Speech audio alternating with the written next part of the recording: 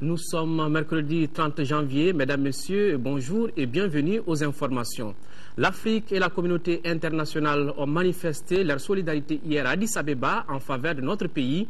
C'était à la faveur de la conférence des donateurs qui a d'ailleurs fait une annonce de près de 225 milliards de francs CFA. Cette somme collectée sera destinée au financement de la MISMA. La conférence organisée en marge du 20e sommet des chefs d'État de l'IA a regroupé autour de l'organisation continentale les partenaires bilatéraux et multilatéraux. Compte rendu de nos envoyés spéciaux, Adama Kamara, Modibo Mariko. Urgence et générosité sont les mots dont l'essence était les mieux partagés à cette conférence des donateurs pour le Mali. Urgence d'agir et générosité envers un pays qui en a les besoins. Le Premier ministre éthiopien donna d'entrée de jeu le ton en rappelant la situation de crise profonde qui traverse notre pays et invita tous à la solidarité. Il a été rejoint par la présidente de la commission qui a fait savoir la nécessité d'une action rapide et vive en faveur du Mali. Joignant l'acte à la parole au nom de la conférence des chefs d'État, elle annonce la somme de 50 millions de dollars. Pour le président de la CEDEAO, le front ouvert au Mali menace les intérêts stratégiques des États ouest-africains et au-delà. La guerre lancée contre les terroristes sera dure et longue, par conséquent son coût élevé. Mais reste convaincu que ce coût n'est pas hors de portée de la communauté internationale. Cette guerre contre le terrorisme nécessite le déploiement de près de 8000 soldats, bien plus que les 3300 fixés par la résolution 2085. Nous devons pour cela disposer de ressources estimées à près de 950 millions de dollars, c'est-à-dire largement supérieures au budget actuel de la MISMA de 460 millions de dollars. J'en appelle donc à la mobilisation bilatérale et multilatérale. Il faut agir vite et plus vite, a affirmé les représentants du secrétaire général de l'ONU pour ne pas freiner le déroulement des opérations militaires en cours. L'ONU a mis 2 fonds d'application en place qu'il espère avoir alimentés. Un pour la MISMA et un autre pour le Mali pour des besoins qui sont loin d'être que militaires. Le défi que nous avons à relever est énorme, considérable. Nous devons absolument coordonner la fourniture de l'assistance humanitaire ainsi que le retour volontaire dans leur localité d'origine des personnes déplacées internes et des réfugiés. Nous allons également apporter l'assistance pour la restauration de l'état de droit, des institutions de sécurité, la promotion du dialogue national, la coopération régionale, la réforme du secteur de sécurité, les droits de l'homme et la démobilisation, le désarmement et la réintégration des ex-combattants. Le Japon a fait la plus grande sensation en annonçant 120 millions de dollars. Les États-Unis 96 millions en attendant le rétablissement d'une situation normale. L'Union européenne, comme contribution directe dans la cagnotte, a donné 50 millions d'euros et annoncé pour ce mois de février une mission de renforcement et de restructuration de l'armée malienne. L'Allemagne 20 millions de dollars et plus de 120 autres dès la reprise de la coopération. La France 40 millions d'euros, le Canada 35 millions de dollars pour le Nigeria, 3 pour le Ghana, 2 pour la Côte d'Ivoire, le Sénégal, le Bénin pour ne citer que cela. L'Afrique de l'Ouest ne sont pas demeurés en reste. Une belle moisson de 455,53 millions et demi de dollars, soit près de 225 milliards de francs CFA qui ne prend pas en compte les dons en nature et les promesses annoncées. L'ampleur de la mobilisation et l'unanimité de la solidarité qui se sont développées en ces circonstances tragiques montrent à quel point chacun est désormais convaincu que le seul moyen d'arriver à bout de ce monstre hideux est de se mettre ensemble, de mutualiser toutes nos intelligences et tous nos moyens. Cette conférence de l'UA n'était qu'une étape qui devrait se poursuivre avec le groupe d'appui et de suivi de l'Union européenne. Ce serait le 25 février prochain à Bruxelles. Ici, à Bamako, l'Assemblée nationale a voté hier le projet de feuille de route du gouvernement. Mais on retiendra surtout que les élus de la nation ont discuté pendant de longues heures le document, autour du document, avant de donner leur quitus. Et c'est ce que nous dit Awoy Touré. Elle était attendue, elle est enfin arrivée, s'est exclamée la majorité des députés. 45 minutes pour le chef du gouvernement, d'un ton calme, mesuré mais convaincant, pour présenté la feuille de route, un document de 8 pages avec un chronogramme d'exécution annexé. Il était si important pour le Premier ministre de rappeler les 2 principales missions assignées à la transition. À la date d'aujourd'hui, des progrès significatifs ont été réalisés, à savoir le rétablissement des institutions de la République et leur fonctionnement régulier. Avec l'appui de la France, de pays amis, nous assistons à une libération progressive et sûre des zones occupées. Et dans cette reconquête, le dialogue se poursuivra avec les groupes qui ne mettent pas en cause la constitution du Mali. Pour ce faire, la feuille de route prévoit déjà la mise sur pied d'une commission nationale de dialogue et réconciliation nationale pour le mois de février 2013. L'organisation d'élections libres et transparentes reste un challenge. Le gouvernement de transition est déterminé à assurer la transparence et la crédibilité des prochaines élections et à permettre à tous les Maliens en âge de voter de jouir de leur droit d'exprimer librement et équitablement leur suffrage. D'autres réformes politiques permettront d'améliorer le système électoral, d'assurer l'expression plurielle des courants de pensée, d'organiser les professions de la presse, d'assurer la répartition équitable du temps d'antenne au sein de l'audiovisuel public. Des options sont déjà là, le choix du fichier biométrique, l'audit du fichier avec comme base le RAVEC. Le calendrier électoral proposé est seulement indicatif, a précisé le chef du gouvernement, et fera l'objet de concertation avec l'ensemble de la classe politique. De l'état de droit, de la lutte contre la corruption, le népotisme et l'exclusion, il en a été question. Les événements du 22 mars 2012 et ceux du 30 avril 2012 ont entraîné des arrestations extrajudiciaires, des détentions sans jugement et d'autres exactions. Le gouvernement entend remédier fermement à cette situation en accélérant la restauration de l'état de droit. À cet égard, il prendra toutes les dispositions idoines pour prévenir et punir toute violation des droits de l'homme. Pour le financement de cette feuille de route, il a un coût estimé aujourd'hui à 174 milliards de francs CFA. Et où trouver cet argent? Le gouvernement a des pistes de solutions. À l'attention des partenaires techniques et financiers, il convient de souligner que les institutions de la République fonctionnent à nouveau, que l'état de droit se construit et que la gestion des ressources publiques est conforme aux normes et aux pratiques de la bonne gouvernance. C'est pourquoi le gouvernement souhaite que soit envisagée la reprise rapide de la coopération avec l'État et pour que les aides budgétaires permettent au gouvernement de réaliser dans les meilleures conditions possibles sa feuille de route. Voilà donc, face à l'urgence, le gouvernement dirigé par Django Sissoko saura bien trouver les moyens de sa politique. Une mention spéciale est à faire concernant l'attention particulière que la France porte. Voilà, sur le terrain, à présent, nous faisons focus sur les forces armées spéciales maliennes. Dans le processus de libération du nord du Mali, l'armée malienne est non seulement soutenue par l'armée française, mais aussi et surtout par des jeunes volontaires issus de toutes les unités. On les appelle les forces armées spéciales maliennes. Nos envoyés spéciaux, Moussa Henri Maïga et Aliou Touré, nous précisent que grâce à leur promptitude au combat, leurs actions ont été déterminantes dans la réussite de l'offensive contre les terroristes à Gao. Suivons les reportage.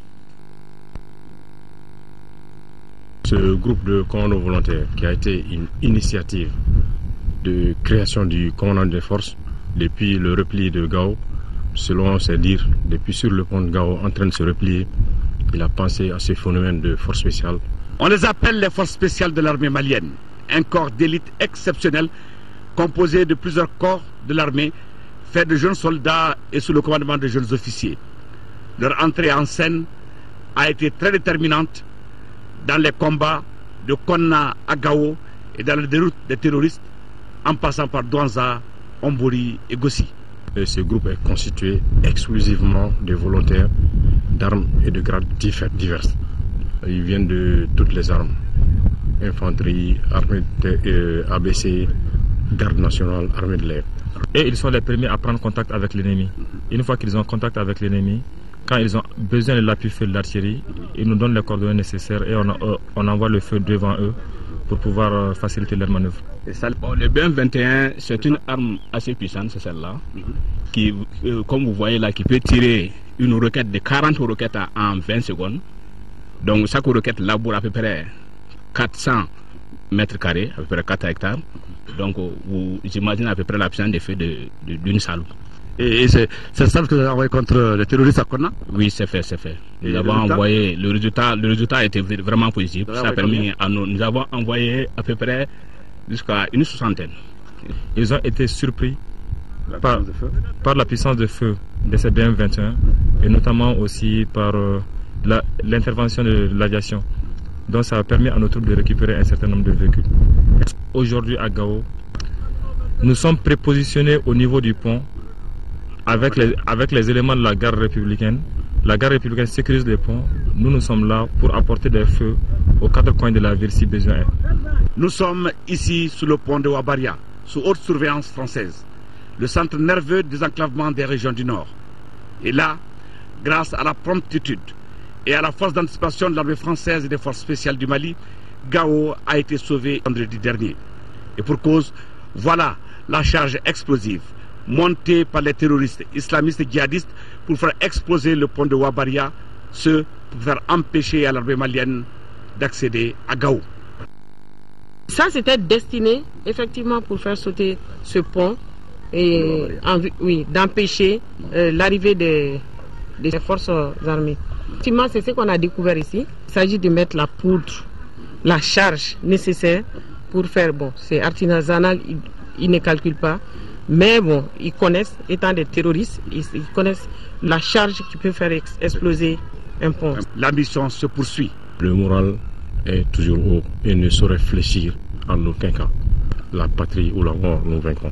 Je crois que la devise de notre unité, c'est craindre Dieu et craindre la foudre. Et l'ennemi, il l'a ressenti, je crois.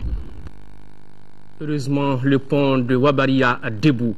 Après la reconquête de certaines régions occupées, l'air est au retour, surtout pour les élus de ces localités. La question était au centre d'une rencontre d'échange et de concertation organisée par le collectif des élus du Nord. Il s'agissait également d'impliquer les partenaires techniques et financiers afin de faciliter les retours de leur retour. Mahamadou Doumbia nous en parle. Échanger sur la situation actuelle des régions occupées par des djihadistes, des terroristes et autres trafiquants de drogue, sensibiliser les populations pour éviter l'amalgame et expliquer le processus de dialogue et enfin définir des plans d'action concrets pour le retour des élus communaux. Tels sont les buts de cette rencontre du collectif des élus du Nord.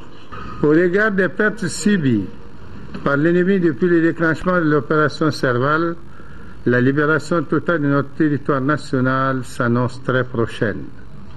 En prélude du retour de l'administration centrale sur le terrain, il sied aux élus locaux et nationaux que nous sommes de nous retrouver pour créer les conditions idoines nous permettant de réinvestir nos localités aux fins de consolider dès à présent les maigres acquis sur lesquels le Mali devra désormais s'appuyer pour sa reconstruction. Conscient que le spectre de la destruction programmée de nos régions occupées s'éloigne à mesure que l'armée malienne, les forces françaises et celles des pays amis reprennent le terrain jadis perdu, nous ne devons pas perdre de vue nos blessures déjà profondes.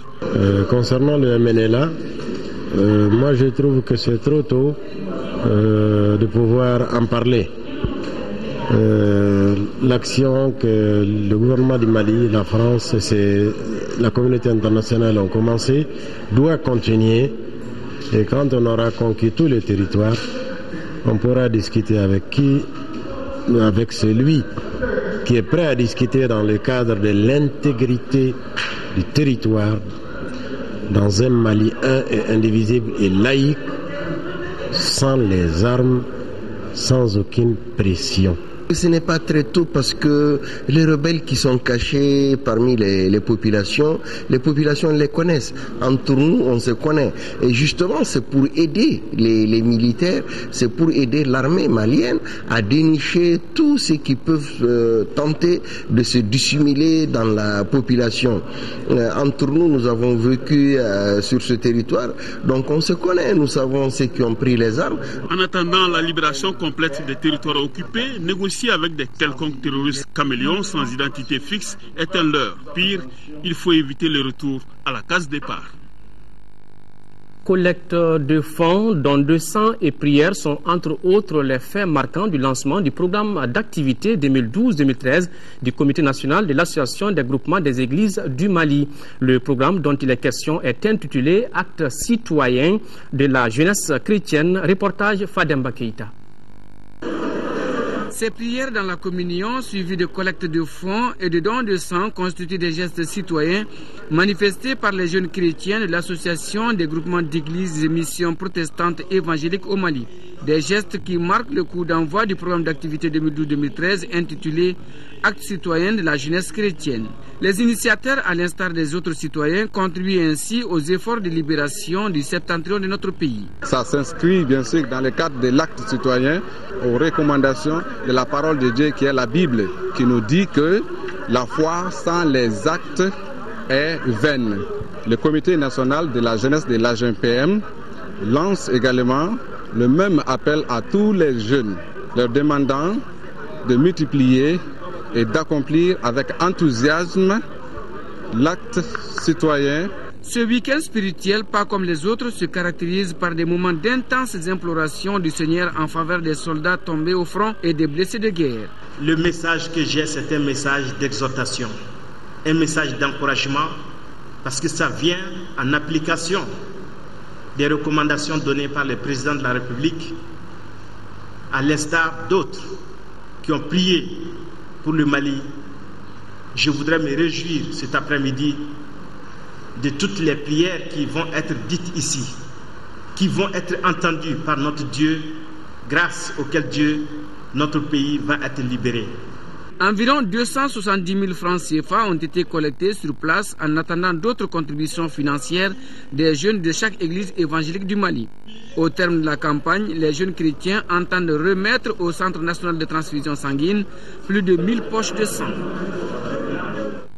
L'association de santé communautaire de Kayindi a tenu samedi dernier son assemblée générale. Outre la présentation du rapport d'activité 2005-2012, il a été question de l'élection d'un nouveau bureau, Mahamadi Alioubari.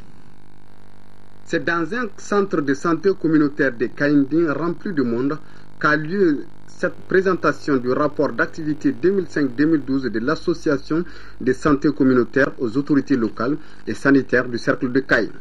L'objectif de cette rencontre est d'informer les 22 villages qui constituent l'aire de santé de Kayindi sur le bilan des activités menées, mais aussi de jeter un regard sur les perspectives. Le centre va bien. Naturellement, il est bien fréquenté grâce au dynamisme et à la disponibilité du personnel qui a su créer un terrain de confiance avec la communauté. Il ressort de la réunion que les 7 dernières années ont été très riches en activités. Le nombre de consultations curatives est passé de 6 788 en 2005 à 12 672 en 2012, soit un taux d'augmentation de 54%. Parmi les acquis, on peut citer le renforcement des capacités du personnel, la réhabilitation du CESCOM de Kayindi. Aujourd'hui, nous assistons à une fréquentation très accrue du centre de santé communautaire de Kayindi. Parce que Kayindi, nous sommes un centre original. Parce que nous sommes un centre à cheval sur 4 communes. La commune urbaine de Kaï, la commune de Bangassi, la commune de Kounou, la commune de Kolembine Malgré les concurrences des différents acteurs, le CIOSCOM de Kainding demeure un centre viable car les adhérents du centre croient en l'avenir de la santé communautaire comme le seul moyen de lutter contre la pauvreté en matière de santé. Il faut signaler qu'à la fin de la rencontre, un nouveau bureau de 24 membres a été mis en place, dirigé par Alou Demba, qui a été reconduit à son poste. Ce bureau s'attellera à la formation du personnel, l'équipement en appareils échographiques, la mise en place d'une unité de récupération nutritionnelle, entre autres. Toujours à Kaï, traverser le fleuve aujourd'hui à Bafoulamé, c'est la relève du parcours du combattant, puisque le bac là-bas est en panne depuis plus de 10 jours. Mais qu'à cela ne tienne, le gestionnaire de l'engin utilise les moyens de bord pour soulager les populations. Mahamadi Alioubari. Ces images ont été filmées à Bafoulamé. Le bac chargé de passagers de véhicules, d'une camionnette et d'autres engins lourds effectue la traversée du fleuve à l'aide de pagaies. En effet, son moteur est en panne depuis une dizaine de jours. Il faut 5 à 6 personnes pour faire déplacer le bac avec des pagaies. Pousser ça avec le bambou, c'est difficile. Voilà pourquoi nous on demande maintenant si on a eu de nouveaux moteurs, un radiateur qui n'est pas refroidissement. En tout cas, c'est ce que moi je préfère. La traversée du fleuve prend maintenant une trentaine de minutes, jouant ainsi sur le trafic entre Kaï et Bafoulamé. En temps normal, elle ne dépasse pas 10 minutes. Le gestionnaire du bac et son équipe souhaitent avoir un nouveau moteur. Voilà, vous l'avez compris, le bac de Bafoulamé à la recherche d'un moteur. C'est tout pour cette édition. Merci de l'avoir suivi. Pour la grande édition du soir, vous retrouverez Nyanya Aliou Traoré. En attendant, soyons de cœur et d'action avec nos compatriotes vivant encore sous occupation. La libération totale du territoire est pour très bientôt. Qu'Allah protège le Mali. Au revoir et bonne fête de Mawloud.